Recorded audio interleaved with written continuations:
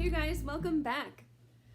So when I first made this channel, I talked a lot about how I believe it is artists' responsibility to create and put out positive messages into the world. And this activity that we're going to be doing today responds to that whole rooted objective of creating this YouTube channel, creating these videos in general.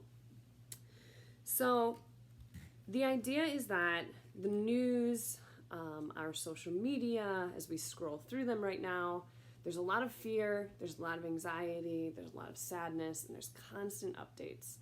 And although we should keep ourselves informed, we definitely have to balance that out with finding moments of gratitude and positivity, which is why this project is so important to me. I also am going to show you some artwork from my friend Brittany, and I'm also going to share with you her Instagram that you can also participate in her project. She calls this the Positivity Pact, and she has been asking different people to send her inspiring messages, either quotes or from books, any words that really inspire in a time that inspiration is hard to find. And from there, she makes an original work of art and shares it on social media and gives it to the person who gave her the prompt in the first place. And it's a really inspiring project that I believe we can also participate in with our artwork today. So first, I'm going to show you when it comes to calligraphy or hand lettering or just writing words in general, there's so much that goes into this, right? So I'm going to kind of keep this as brief as I possibly can because it is a complex subject, and I will be coming back to lettering and calligraphy and different kinds of fonts and like what this means and ways that we can create letters ourselves. But I really wanted to keep this as simple as possible so that it's something you can create today that can be shared with the world right now. So these are the steps to how I created my positive message. So the first is finding a message that you relate to. I was inspired by the message, "My breath brings me home."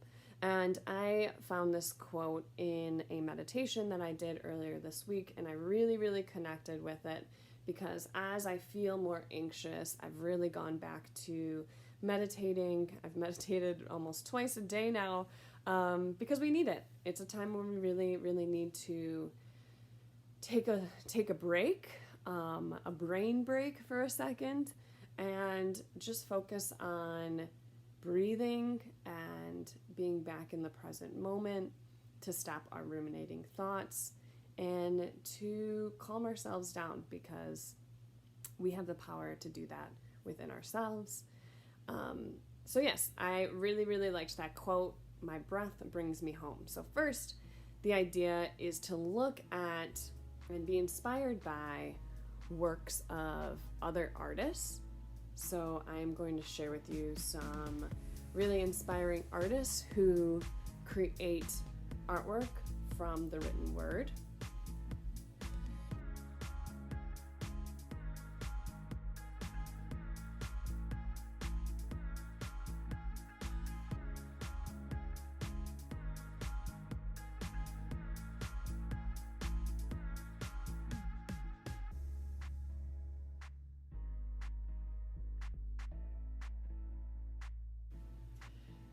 And I also did some scrolling through Pinterest to get ideas for fonts and to get ideas from free font websites. These are great resources for this. So when you find something that speaks to your particular message, save the image, and if you end up using something that another artist created, always giving them credits. Now in Google Docs, you can center your words and justify them perfectly so that they're all lined up within the center. Now you can do this by using that app like I showed you, Lightbox Trace, and using it to trace the letters that you got off Pinterest or on a free download app. Again, giving credit to any artist if you are borrowing their work for your own personal work. But I really liked Google Docs to just simplify it for today so I could get this done pretty quickly. So I aligned them all up, and then I used that image as a resource to draw from. Now again, you can use the Lightbox Trace app if you want to use it to trace this image once you're done, but I used it to look at to use on my lined paper. So I used a lined sketchbook paper to help me have a grid to draw from to make it a little bit easier. From there, I looked at the image and I rewrote it onto my lined paper, paying attention to which letters lined up with what, how much spacing should be there, so that I wouldn't go off the page or one letter would be bigger than the other. This is super important when you're creating handwritten artwork, to pay attention to how big your letters are, making sure that they're even in width. This is why this is a more complex drawing activity, and we're going to use our tools like Lightbox and Pinterest and downloading fonts to kind of supplement for us as we are learning and beginning. Now I used watercolors to create a bunch of backgrounds because I love the way the water flows and they just create beautiful combinations and blending, but you can really use anything to create your background. But I started with the background and I moved to the foreground. From there, I used Lightbox Trace to take my practice drawing and put it onto my good paper. I used a white charcoal pencil to bring in my drawing on top of my watercolor. From there, I went over it with watercolors with a more detailed paintbrush, and I added some metallic paints, and I will give you a link to the Etsy page where I got these from a Hydra Color artist. She creates these metallic watercolors that I love to put on top of my watercolor work to give it that extra little bit of flair.